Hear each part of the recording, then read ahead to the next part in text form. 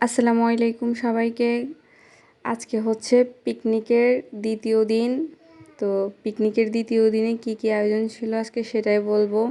তো এখানে গরুর মাংস, ফুলকপি, নতুন আলু এগুলো দিয়ে খিচুড়ি রান্না করা হয়েছে। এটা আমার আম্মুর হাতের আতপ চালের স্পেশাল খিচুড়ি। তো প্রত্যেকবার শীতে আমরা এই খিচুড়িটা খেয়ে থাকি, প্রায় মাঝে মাঝেই বাসায় এটা রান্না করা হয় আর অনেক মজা হয়। আম্মু অনেক মজা করে রান্না করে। তো এখানে ফুলকপি সুন্দর করে কেটে নিয়েছে, তারপরে বেশি করে নতুন পেঁয়াজ কুচি করে নেওয়া হয়েছে। এখন মাংসতে সব মশলা দিয়ে এটা কষানো হবে। আর নতুন আলুগুলো সুন্দর করে ধুয়ে পরিষ্কার করে নিয়েছে। আর এখানে ধনিয়া পাতা কুচি করে নিয়েছে, এটা খিচুড়ি রান্না শেষে দিবে। তো এখানে গরুর মাংসটাও চুলায় বসিয়ে দিল আর তেল, হলুদ, মরিচ, কাঁচামরিচ, পেঁয়াজ এগুলো দিয়ে এটা রান্না করা হচ্ছে। তো কার কার বাসায় এরকম আতপ চালের গরুর মাংস দিয়ে খিচুড়ি রান্না করা হয় অবশ্যই কমেন্ট করে জানাবেন। তো পিকনিকের প্রথম দিন ছিল বিরিয়ানির আয়োজন, আজকে খিচুড়ির আয়োজন। তো সবাই মিলে আজকে খিচুড়ি খাওয়া হবে।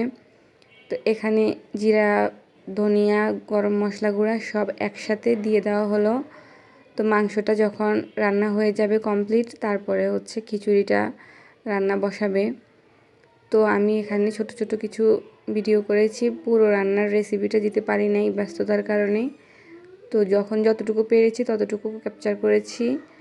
তো এখানে এই যে কাঁচামরিচ দিয়ে দেওয়া হলো ঝালের জন্য, তারপরে টমেটো কুচি দিয়ে দিয়েছে। তো চাল ভেজে 3 রকমের ডাল দেওয়া হয়েছিল, মুগ ডাল, মশারির ডাল, বুটের ডাল।